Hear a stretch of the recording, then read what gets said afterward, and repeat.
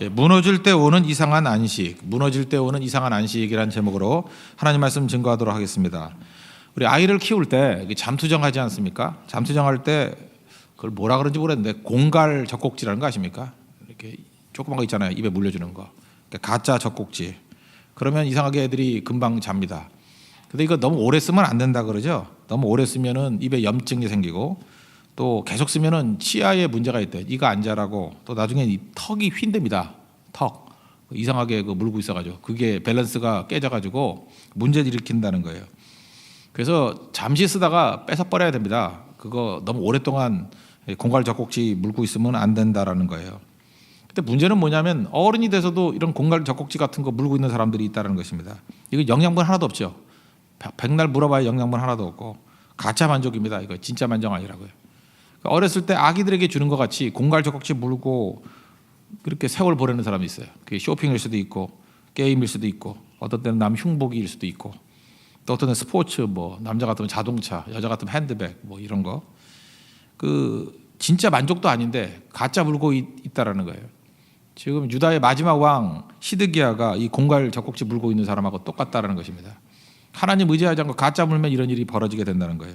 그 공갈 젖꼭지가 뭐냐? 애굽이에요.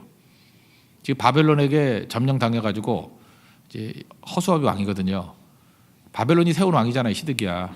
11년 동안 이제 왕노릇 했는데 잘 보니까 백성들은 반 바벨론 정서가 강하고 자기도 바벨론이 세웠지만 좀 벗어나고 싶어요. 그래서 호시탐탐 노리고 있는데 그 가짜 희망이 뭐냐? 하나님이 아닌 가짜 희망. 그게 애굽이에요. 자꾸만 보니까 애굽이 강해지고 있다는 소리가 들리는 거예요. 그래서 애굽의 희망을 거는 거예요. 여러분들 각자 마음 가운데 나의 애굽이 다 있습니다. 하나님 말고 뭐 될 만한 거. 믿을 만한 게 있죠. 좀 공부를 좀 잘하는 사람은 뭐 학벌, 뭐 외모가 좀 되는 사람은 외모, 돈 있는 사람은 돈. 그러니까 하나님 말고 내가 없더라도 그런 거 있는 사람들을 의지하고자 하는 마음들이 다 있다라는 것입니다. 누구나 다 기다림이 있어요. 여러분들 기다림이 있죠. 기다림. 근데 그것이 허망한 기다림이 돼서는 안 되겠죠. 뭐 응답하라 1944 뭐 1994인가요? 예, 94 이런 데 보면은 옛날에 여로 뭐 이런 거 할 때 보면은 꼭 못 만나요. 못 만나는 이유가 뭐냐면 약속 없이 만나는 거거든요. 약속도 없이 거기 그냥 우두커니 서 있는 사람이 있죠. 제일 허망한 게 뭐냐면 뭐 남녀지간에도 한쪽은 약속도 안 했는데 혼자만 기다리고 있는 거. 짝사랑이 그래서 괴로운 거죠. 그죠? 약속도 안 했는데 혼자만 무한대로 기다리는 거예요. 그게 허망한 거죠. 공갈 젖꼭지 똑같은 거죠. 또 하나는 약속을 했는데 다른 장소에 기다리는 거. 한 사람은 서울역에서 기다리고 한 사람은 상속에서 기다리고 그 백날 기다려봐야 안 되죠. 그죠? 그거는 절대로 안 되는 거죠. 두 개 맞아야 된다는 거예요. 약속이 있어야 되고 장소가 맞아야 되는 건데 시드기야는 이 공갈 젖꼭지 물고요. 약속도 안 한 거예요, 하나님이. 그리고 장소도 맞지도 않는 거. 그거 붙들고 희망 걸고 있더라는 것입니다. 원래 이 뒷부분은요. 요시야 왕 이후는 예레미야서하고 같이 읽어야 됩니다. 예레미야서를 보면은 예레미야가 계속 강조한 게 뭐예요? 바벨론에 항복해. 그게 하나님의 뜻이야. 그래서 끌려가. 70년 동안 끌려가서 잘 훈련 받으면 새로운 이스라엘에 대해서 돌아올 거야. 이게 하나님의 뜻이었어요. 그런데 그 메시지를 만약에 우리에게 그냥 좀 비슷하게 적용을 한번 시켜봅시다. 만약에 일제시대라고 친다 그러면 일본에게 항복해. 한 70년 동안 식민지 생활 하다 보면은 나중에 새로운 대한민국으로 거듭날 거야. 이러면은 친일파죠. 그죠? 저거 엉터리 복사죠. 저걸 메시지라고 하느냐? 애국 지사들이 들고 일어나겠죠. 돌멩이 던지겠죠. 예레미야가 그런 상황이었다고요. 여러분 하나님의 말씀과 이 군중들의 지지가 항상 맞아떨어지는 거 아닙니다. 시드기야의 마음은 이런 거예요. 백성들의 대다수는요 반 바벨론 정서예요. 독립하자는 거예요. 그래서 백성들은 그런 의식들이 있었고 또 지도자들도 마찬가지고 기득권자들도 다 그런 의식을 갖고 있었고 거기다가 애굽이 의지할 만하거든요. 근데 애굽이 약해졌다가 다시 강해지기 시작할 때였어요. 그러니까 상황을 보니까 너무 맞아떨어지는 거죠. 이거는 진짜 절호의 찬스다. 백성의 지지가 있고 외부 세력으로서의 애굽이 바벨론과 필적할 만한 힘을 가지고 있다.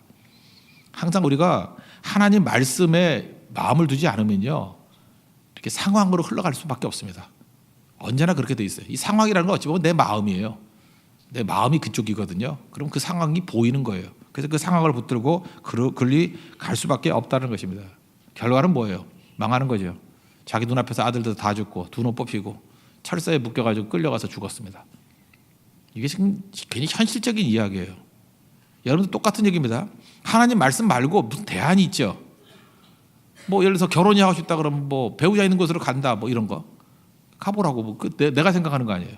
뭐 예를 들어서 내가 먹고 살기 힘들다 그러면 말씀 떠나가지고 예배는 못 드리더라도 돈 많이 버는 직장 받을 거야. 뭐 이런 식의 그 상황이 막 코너로 몰리거든요. 그리고 하나님 말씀 빼놓고 너무 그럴듯해 보여요. 그것이 대안같이 보인다고.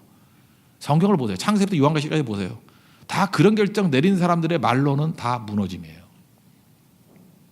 그래서 두고 본 다음에 뭐 두고 나중에 결정을 하겠습니다. 이런 사람들은요 상황에 따라갈 수밖에 없습니다. 그래서 다니엘과 같이 미리 마음을 정해야 돼요. 나는 오로지 말씀 붙들고 말씀과 묶여서 살아가겠습니다. 그런 사람만이 흔들림이 없다라는 것입니다. 시드기야 한번 보십시오. 그 1절을 보세요. 그 시드기야 제 9년 11년 동안 왕래했는데 9년 10월 10일이에요. 바벨론 느부갓네살이 예루살렘을 이렇게 포위했다, 토성 쌓았다 이런 얘기가 나옵니다. 이상하죠. 그 이전에 예루살렘이 바벨론에 점령이 됐었거든요. 근데 왜 또 이렇게 포위를 해요? 이런 거예요. 점령을 하고 난 다음에 주둔군 일부를 남겨두고는 철수를 한 거예요. 그 몽골이 고려를 정복했을 때도 그랬죠.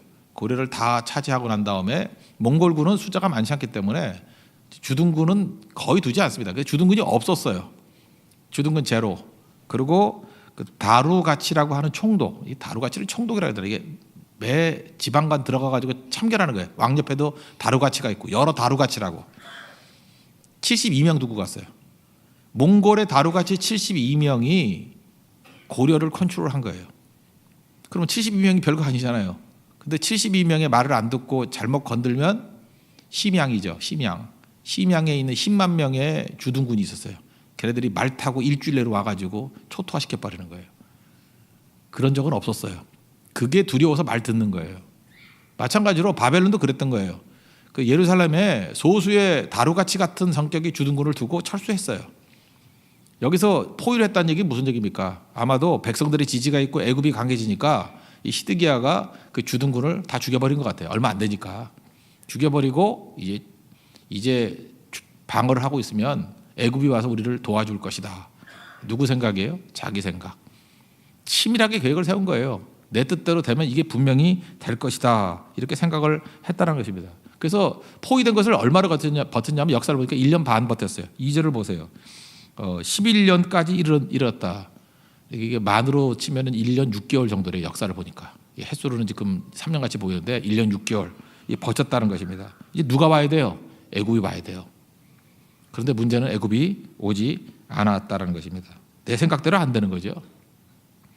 여러분 이 세상에서 하나님 말씀을 저버리고 자기 뜻대로 사는 사람의 특징이 뭐냐면 너무 자기 생각이 멋져요. 그냥 이 다음에 이렇게 하고 그 다음에 그렇게 하고 뭐 이렇게 자기 색이 치밀하거든요. 근데 하나만 무너져도 우르르 무너지는 생각이에요. 세상은 내 뜻대로 되지 않습니다. 애굽이 와줘야 되는데 안 왔어요. 그러니까 포위돼 있으니까 식량이 없고 기근이 오고 나중에 벽 하나가 뚫려버려가지고 도망치다가 잡혀서 자기 보는 앞에서 아들 다 죽이고요. 두 눈 뽑혀가지고 끌려가는 일들이 벌어지게 되었다는 것입니다. 잘 보세요. 자기 판단은 다 되는 거예요. 지금 애굽의 강성함도 있고 백성의 지지도 있고 또 거기다가 또 여러 가지 상황적인 모습을 볼 때 이때만큼 독립을 얻을 수 있는 찬스가 없거든요. 여러분 우리에게 주는 메시지가 뭐예요? 상황 안에서 답을 찾지 마십시오. 언제나 우리의 답은 말씀 안에서 답을 찾아야 되는 거지 상황 안에서 답을 찾아서는 절대로 안 된다는 거예요.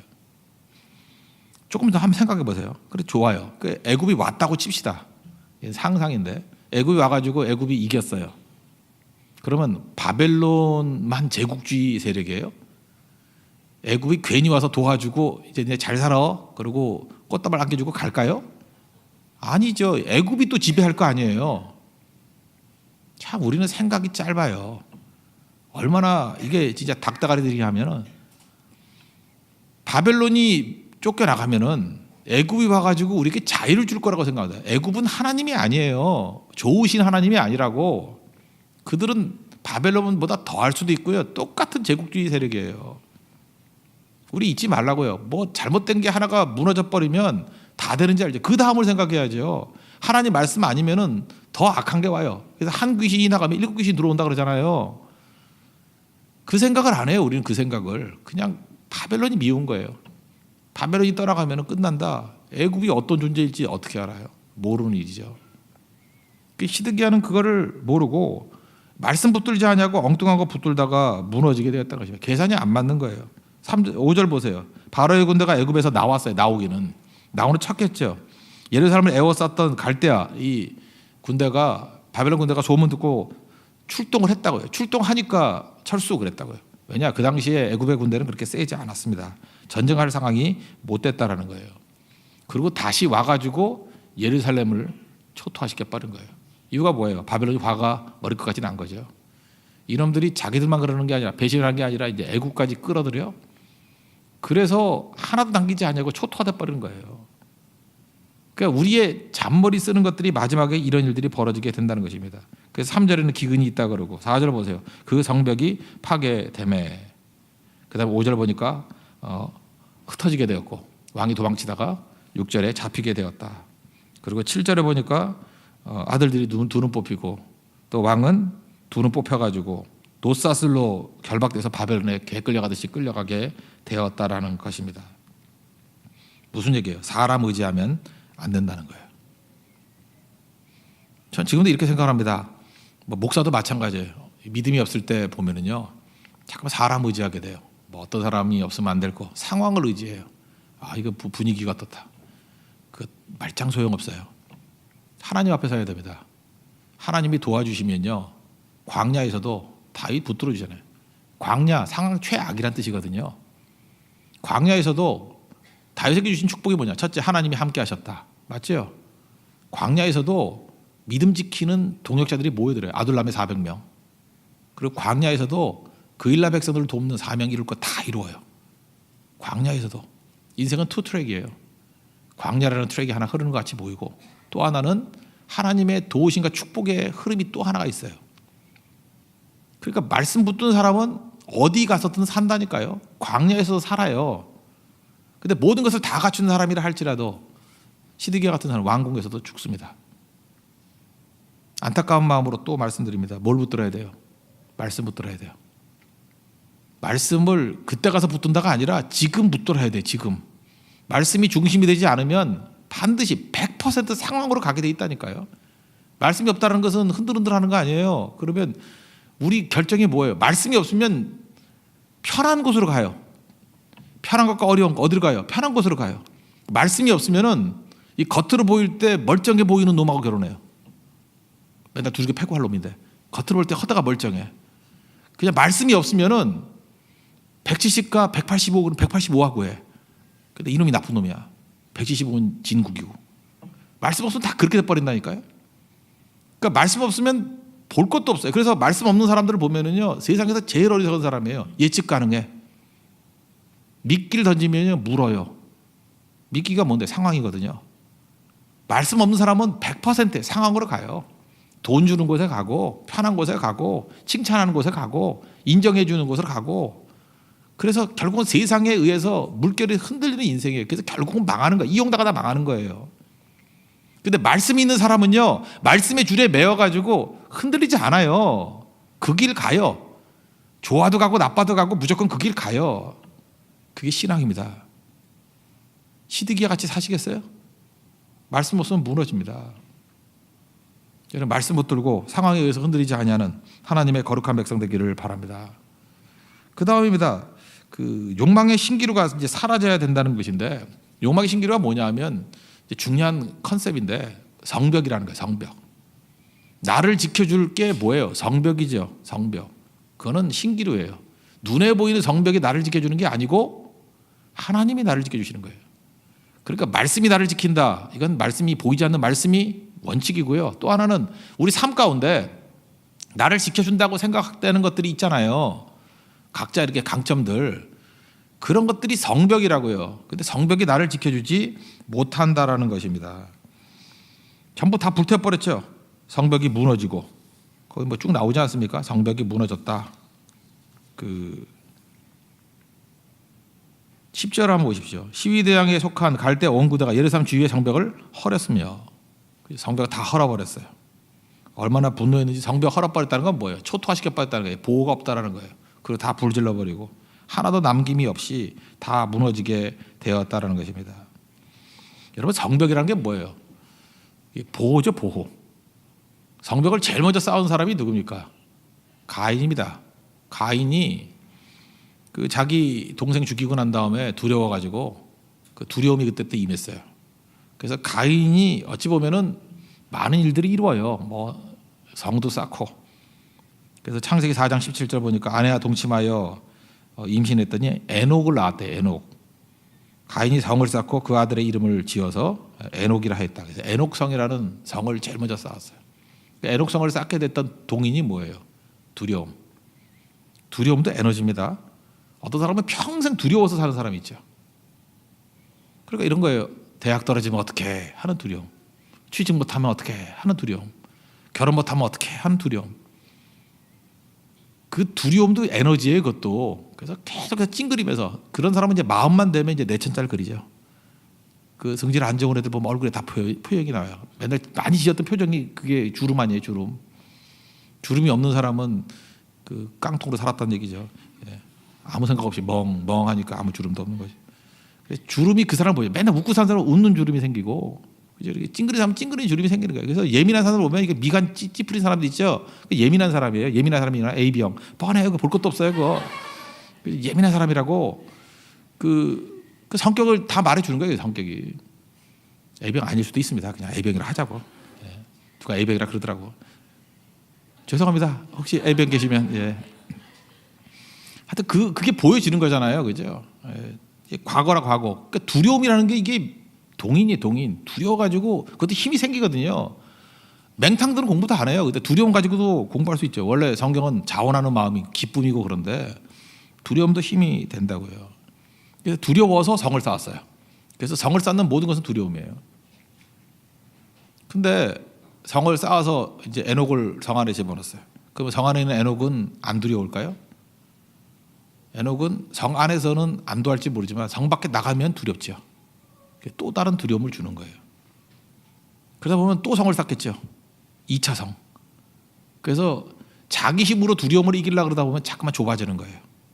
어디까지 들어가요? 나 혼자. 지금도 그런 사람 많이 있죠. 사랑이 두려운 거야. 사랑하는 게 두렵고 사람 만나는 게 두려운 거예요. 또 상처 입을까 봐.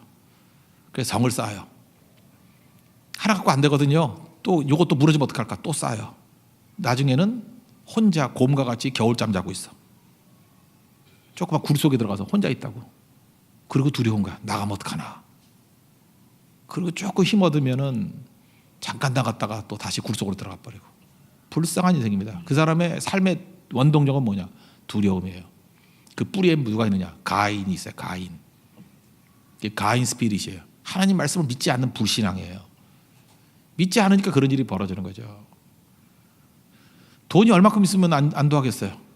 여러분들 뭐 돈 없는 사람이야 뭐 한 10억쯤 있으면 되겠다 그러지만 10억인 사람 한번 물어보세요. 50억쯤 있어야 된다 그러고 50억인 사람 되게 불안해요. 우리 자식들은 어떻게 먹냐 그러고 100억.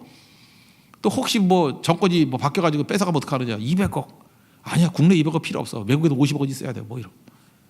계속 이러는 식이에요. 그러니까 뭘 해도 소망이 없는 거예요. 그 돈 다 마련해놓으면 암으로 걸려서 죽는 거죠. 인생이 그런 거예요. 그러니까 어떻게 돼요? 그 병 안 걸리라고 6개월에 한 번씩 그냥 종합진단 받다가 몸이 고장이 나죠. 진단 너무 받다가 고장이 나는 거예요. 진단 받다 감염돼서 가고. 원래 그 손 안 대야 오래 살아요. 그냥 모르고 사는 게 오래 사는 거예요. 원래 너무 검사해서 살 확률이나 검사 안에서 살 확률이 비슷비슷해요. 감기 약 먹으나 안 먹으나 그 확률이랑 비슷해요. 제가 볼 때 제일 좋은 믿음으로 사는 방법이에요. 돈도 안 들고 제일 좋아요. 부르시면 가는 거고. 제 사견입니다. 예, 그러니까 그렇다고 또 뭐 전혀 하지 말고 책임을 저한테 물으면 또 제가 책임을 질 수 없기 때문에 성곽을 가지고 안도할 수 없다라는 거예요. 그러니까 두려움 때문에 나오는 건데.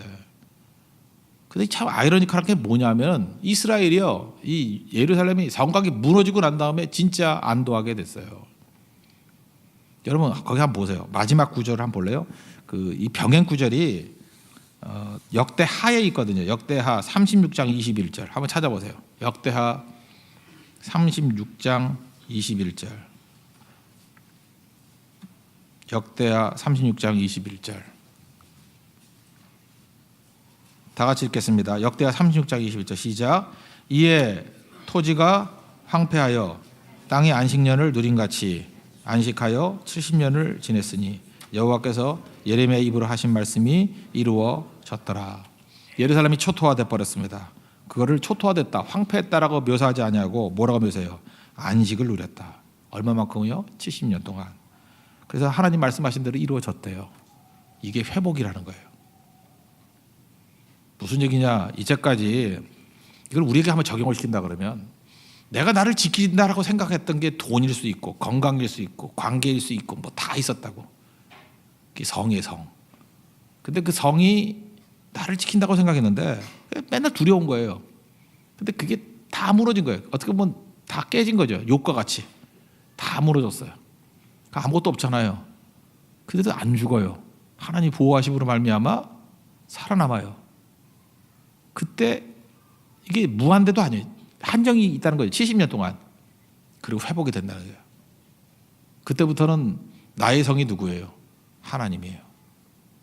이 똑같은 말씀이 스가랴서에도 나오잖아요. 기억 안 납니까? 스가랴서 우리 특별새벽 기도 때 했던데 스가랴 2장 5절에 보니까 불로 둘러싼 성곽이 되며 인간 성벽이 다 무너지고 하나님께서 약속을 하셨어요. 마지막 때 어떤 성곽이요? 불성곽. 눈에는 성이 하나도 안 보이는데 불성곽, 성령이 성곽이 되셔서 나를 보호해 주신다는 거예요. 그게 불기둥과 구름기둥으로 보호했다는 것과 똑같은 거죠. 혹시 여러분 여행을 가신다 그러면 중국의 운남성, 윈난성 있죠. 운남에 가면은 쿤밍에서 뭐 비행기 타고 1시간 정도 가면은 리장이라 돼요. 리장 고성이라고 해서 이게 세계 문화유산이에요. 나시족이라고 이렇게 나시로만 입고 다니는 족속이 있어요. 그렇게 외우라고. 그거 안 돼. 나시족이라고 있어요. 이 나시족이 만든 성인데 이 명청시대 때 굉장히 교역이 원활했대요. 성벽이 없어요. 성벽이 없고 성 안에 있는 집만 있어요. 벽이 없어요. 그게 무슨 얘기예요? 태평성대를 상징하는 거죠. 우리 외적 막을 거 없다라는 거예요. 뻥 뚫려 있는 성이에요. 365도 뚫려 있는 성이에요. 그냥 거기 선만 걸었고 그 하나만 지었어요. 그게 리장고성. 정말 특이한 성이에요. 그걸 바라보면서 저는 스가랴서 2장 5절 생각나더라고요. 야, 이게 성곽 없는 성읍이구나. 리장고성. 그런 일이 벌어진다는 거예요. 무슨 얘기예요? 보호해 준다는 거죠, 하나님이. 이스라엘 백성들이 자기가 믿고 의지했던 성벽이 무너지고 난 다음에 진짜 하나님이 보호하시는 것들을 깨닫게 됐어요. 그래서 사실은 성전이 무너지고 바벨론의 포로로 끌려가고 난 다음에 이제까지 몸에 하던 할례를 그 다음에 뭐라고 나와요? 마음에 하는 할례가 돼버렸고 이제까지 예루살렘 성벽이 지켜주던 이스라엘 백성들을 이젠 성곽 대신 하나님이 지켜주시고 신약에 오면 뭐가 돼요? 성령께서 우리를 불성곽이 돼서 우리를 지켜주신다는 거예요. 더 강력해지죠?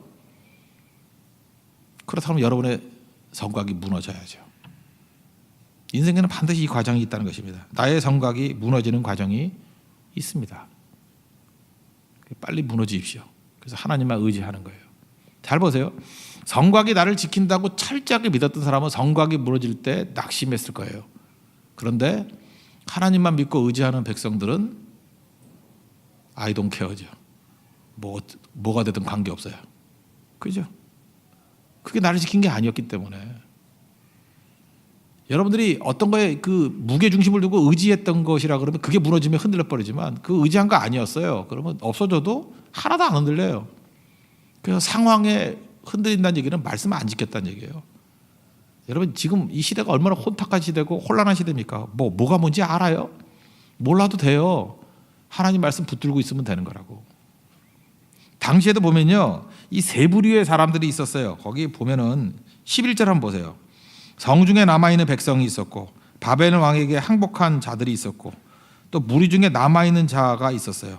이걸 다 잡아갔다 그러는데 이 말뜻이 뭐냐면 성중에 남아있는 백성은 별 생각 없이 살아가는 군중 뭐 이런 사람들이고 그 다음에 바벨론 왕에게 항복한 자는 뭐냐면 그 예레미야가 바벨론에 항복하라 그랬잖아요. 그러니까 말씀을 따랐던 사람들 말씀대로 이렇게 항복한다고 하는 뭐 굳이 파를 한다면 친 바벨론파 그리고 무리 중 남은 자는 끝까지 저항했던 사람들.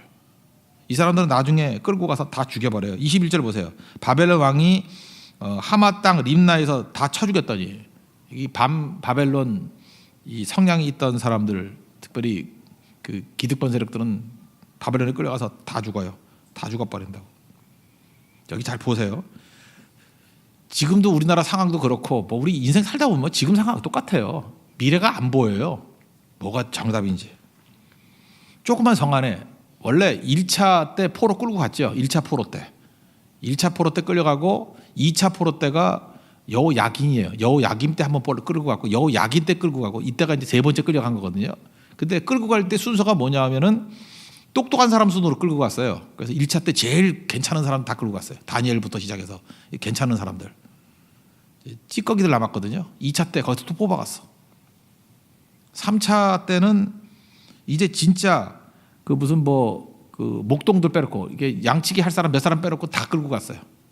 그러니까 이 3차 때까지 남아있는 사람들은 별로 똑똑한 사람들 아니에요. 이스라엘의 엑기스들은 다 뽑아갔어요. 아무것도 아닌데 그 중에도 군중이 있었고 항복하는 사람이 있었고 정하는 사람들이 있었고 그랬죠.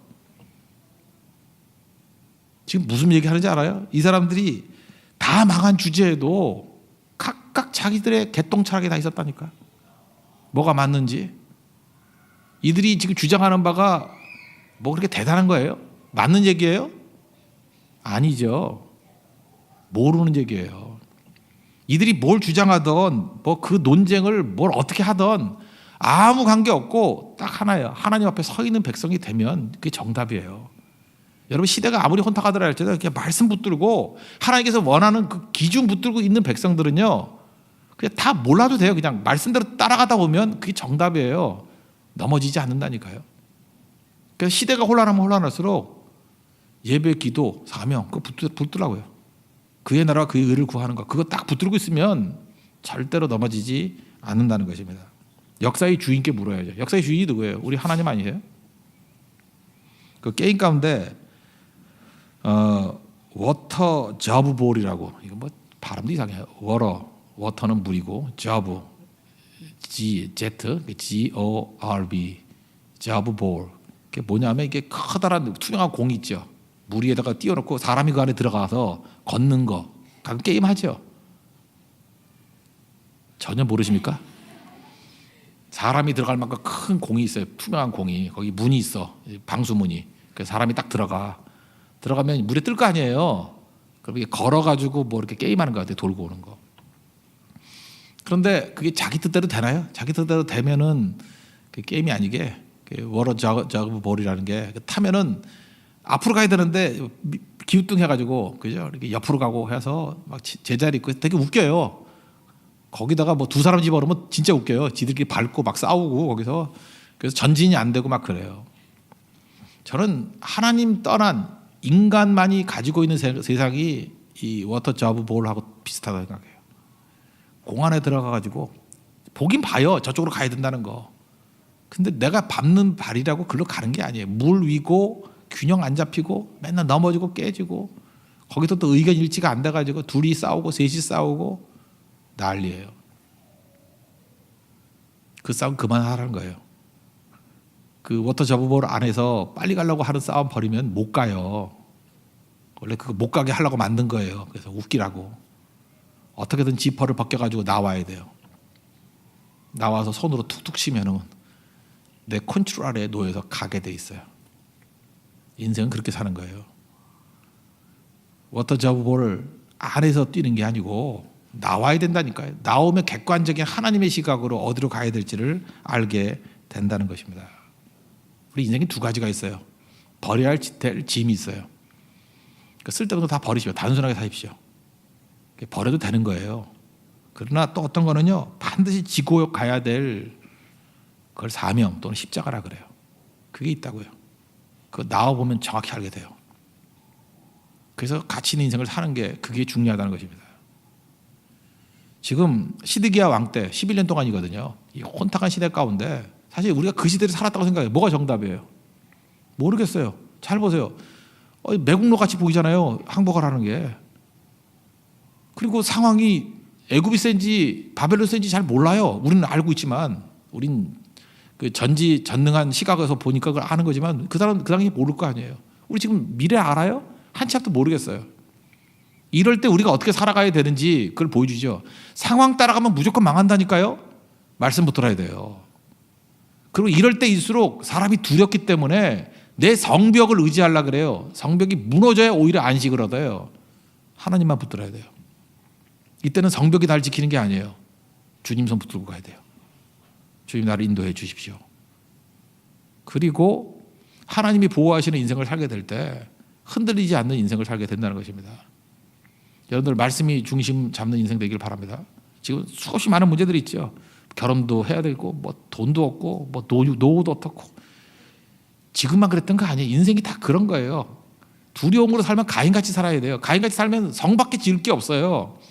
성도요 능력 있는 사람만 짓는 거예요. 능력 못 없으니까 성 못 졌다가 낙심하고 더 두려워하죠. 성 지은 사람도 두려운 거예요.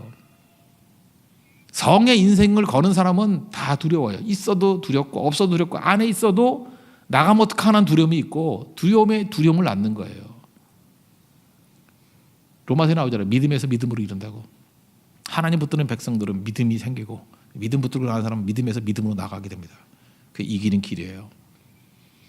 이 시대에 잘 보십시오. 마지막에 보면요 다 흔들리는 사람들 누구에게 오느냐 믿음 붙든 사람에게 다 모여들게 돼 있어요. 그리고 마지막 이 땅의 소망은 누구에 있느냐 말씀 붙든 사람에게 있어요. 그래서 이사야서 40장 8절을 보니까 풀은 마르고 꽃은 시드나 우리 하나님의 말씀은 영원히 서리라. 말씀이 뭐예요? 변함없는 땅이에요. 땅. 화병에 든 꽃 시들면 쓰레기죠. 그때 땅에 심겨진 꽃은 어때요? 시들어도 씨가 떨어져요. 자라요. 땅이란 건 뭐예요? 어떤 놈이 와가지고 지금 보세요. 예루살렘에 불을 질렀어. 불탄 땅이 사라져요? 있어요. 거기다가 칼질을 한 땅, 막 칼로 막 난도질을 해놔요. 그래도 땅은 죽지 않아요. 꽃갱이질을 해요. 그래도 죽지 않아요. 많은 걸 태워 죽여요. 나중에 보기 오히려 거름이 돼요. 말씀이 땅이에요. 땅에 뿌리를 내리는 겁니다. 그래야 꽃이 시들어도 씨앗이 살아남아서 소망이 있다는 거예요. 이 시대는 지금 여러 가지 많은 꽃 싸움 벌이고 있습니다. 누구 꽃이 아름다운가? 꽃이 시들게 돼 있어요. 풀은 마르게 돼 있어요. 그러나 말씀은 영원합니다. 땅의 땅. 그래서 하나님의 땅신학이에요. 땅신학. 하나님의 땅이라는 거예요. 하나님의 땅에 뿌리를 내려야 된다는 거예요. 하나님의 땅에 씨를 뿌려야 된다. 말씀의 씨를 뿌려야 된다는 거예요. 우리가 땅돼야 땅이에요. 땅. 좋은 땅이라 옥토라고요. 하나님 말씀 뿌리를 내릴 수 있는 그런 거룩한 옥토 되는 믿음의 종 되길 바랍니다. 그럼 이긴다는 거예요. 오늘도 이 말씀 붙들고 흔들림이 없는 하나님의 거룩한 종 되기를 축원합니다. 모두 자리에서 일어나겠습니다. 아무것도 염려하지 말라, 두려워 말라 찬양하겠습니다.